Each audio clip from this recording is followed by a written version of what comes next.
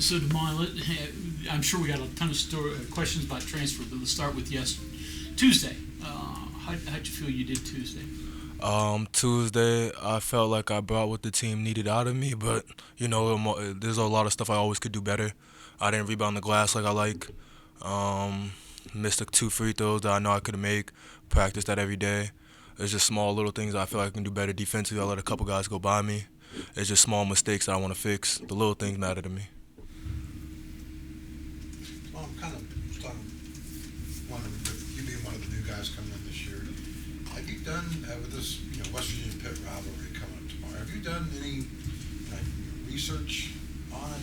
Asked other guys about it? Have you had other people come up, like fans, telling you about it or anything like that? I mean, how quickly can you get innovative with this rivalry?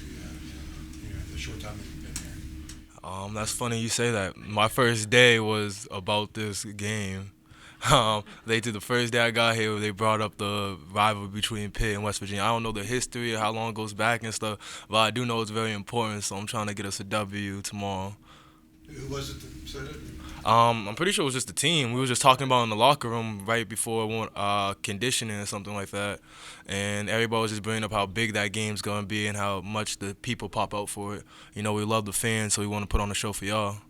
You've obviously played in other rivalry games with somebody. I mean, what's it like playing in a rivalry game? Is it bring more energy than normal, or what's it like? It definitely brings more energy than normal.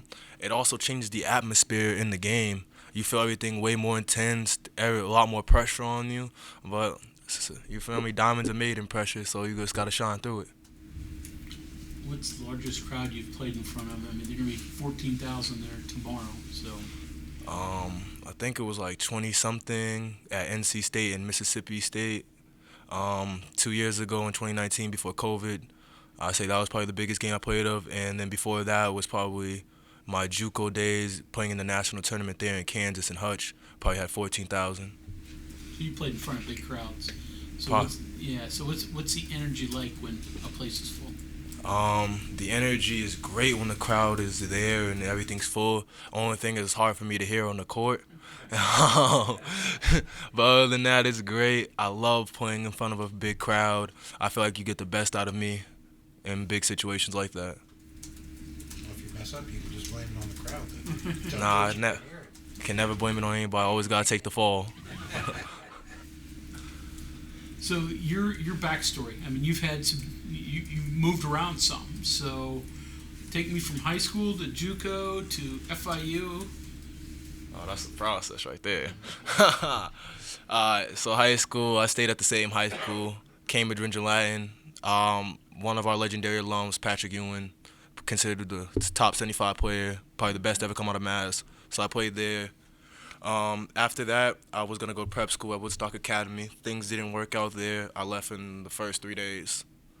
I ended up going to Bunker Hill Community College with my former AAU coach, my first ever AAU coach, Coach Nakuma Jones.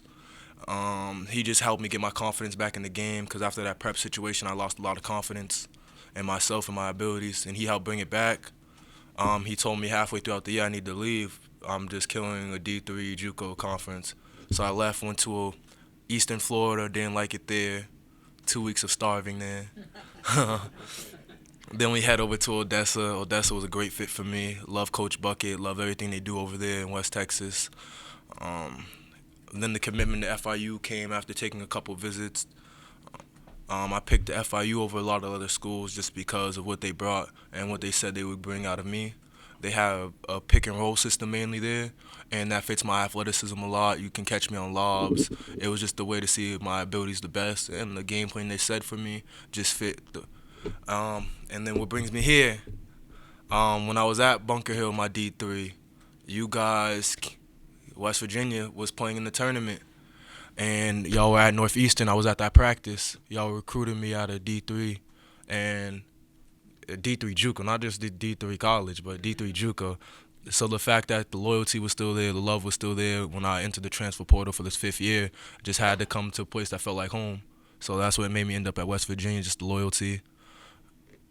What is D3 JUCO like Um, compared to this? Or maybe anything.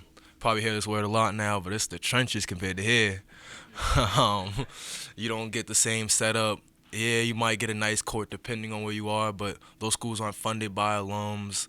Most of their money just goes back into actual school for players, especially being a community college.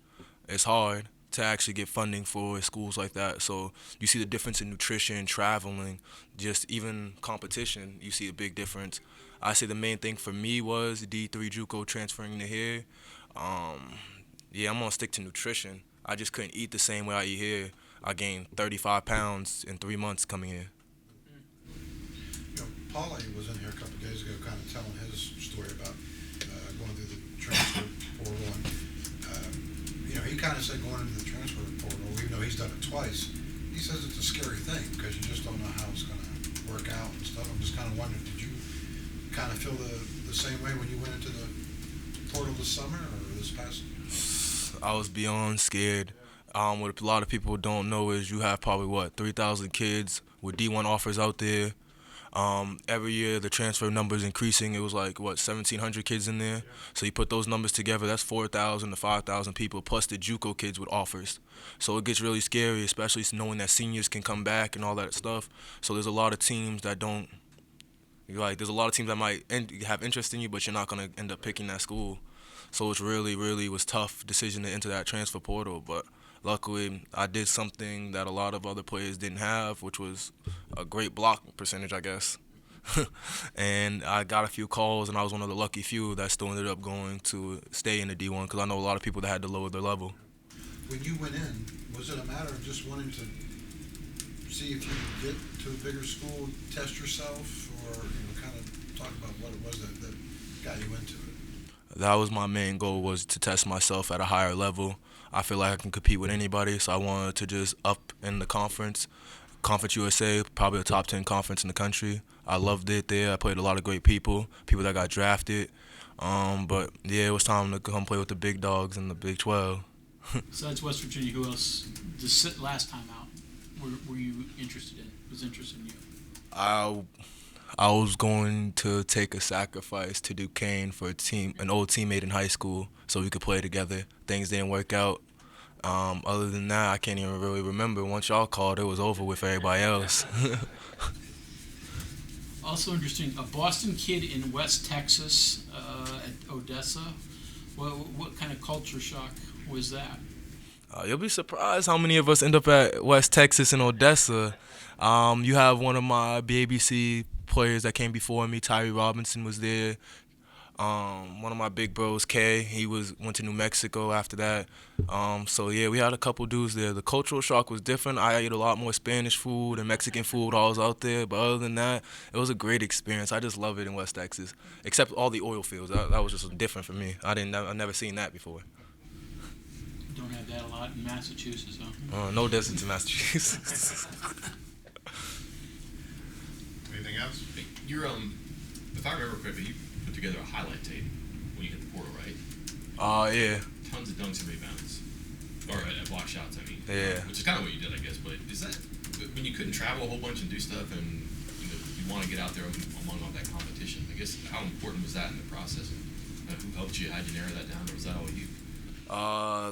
I've worked with the same people my whole life. Basketball started for me, my freshman year of high school.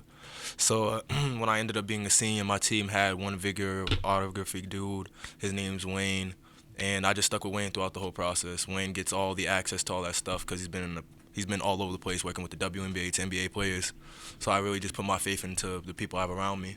So he made the tape for me. Other than that, he made the tape, and I just let the tape go. I was gonna make one anyway, even if I wasn't gonna enter the portal or not.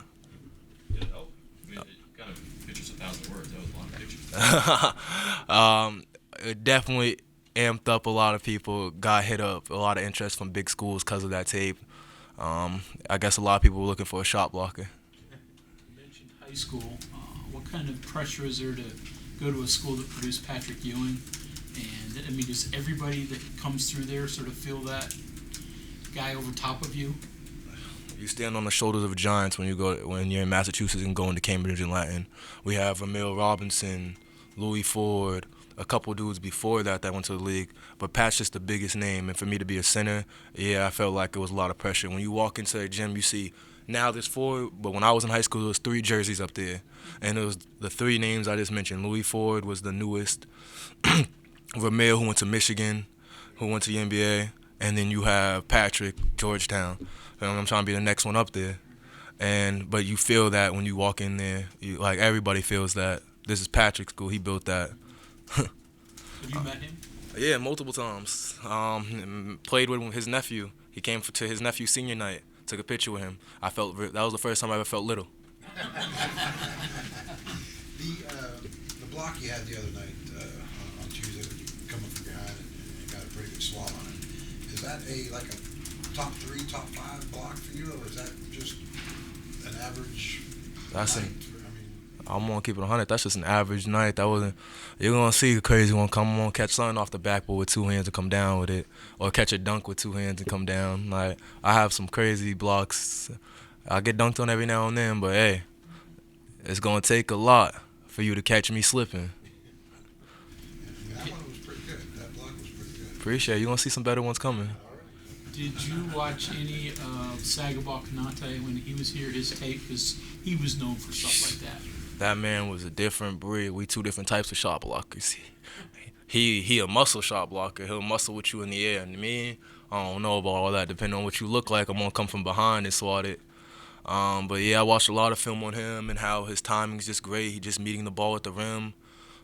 His vertical is crazy for him to be a little bit shorter than me, and to have all that extra weight on him. He's just impressive to watch. So yeah, I watch a lot of his tape, and it just helps me go along with what I'm doing here now, because this level different, really high level here.